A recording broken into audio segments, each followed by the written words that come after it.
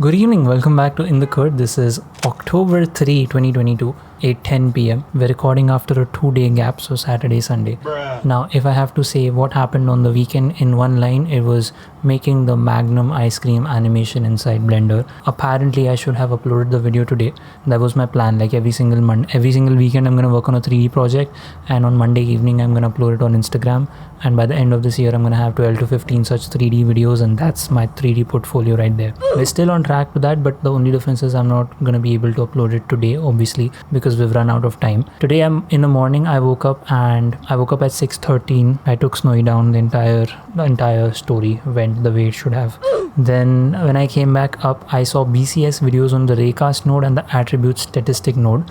Now here the thing I feel is, for this course, in order for me to A, apply it, and B, register whatever has been taught, like so beautifully everything's been taught, like all these nodes, and I just love Arundel's thought process of organization being the key in everything, and also his teaching style is just so calm and so soothing, and it's just perfect. So in order to register everything and to be able to apply things myself, I need to have some form of like a notebook which I can keep revising or going back to, or maybe just in my videos, like for example this Magnum ice cream video, which I will show you in a minute. I have applied stuff from his course only, where you use instance on points and distribute points on faces, so that is already a thing that's happening. So I want to try taking these concepts from this course and apply it in my everyday projects and stuff.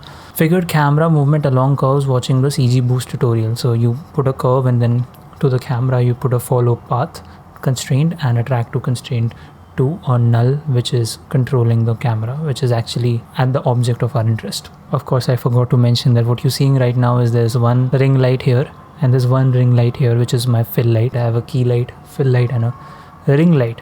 And yesterday what happened is I have two switch boards now, one on this corner and one on that corner. I have plugged these two lights in and I have put the switch on, so it's basically this button on the light. I just have to press that button and this setup will be ready. That's good. The soft box with the key light, I have to still put that on and somehow manage it.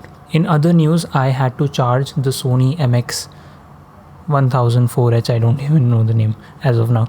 I had to charge it today because battery was down to 20%, but I was noticing a considerable lag in the video and the music when I was playing it, so I charged it.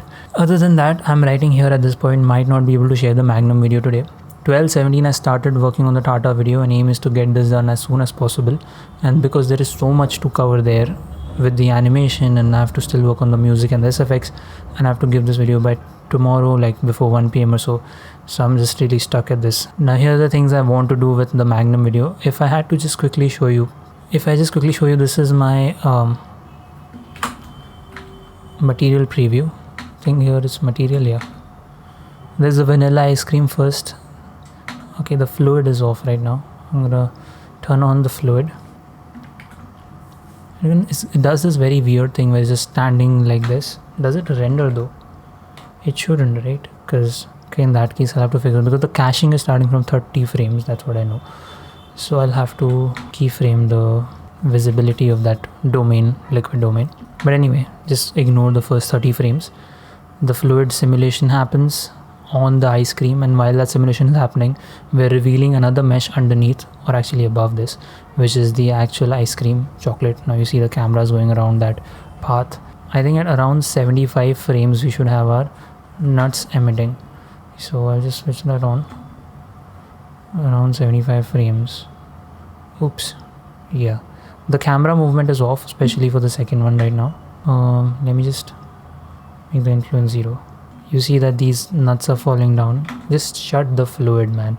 Simulations are a big pain. My entirety of Saturday went away in figuring out simulations, and obviously the instance on surfaces and distributing points.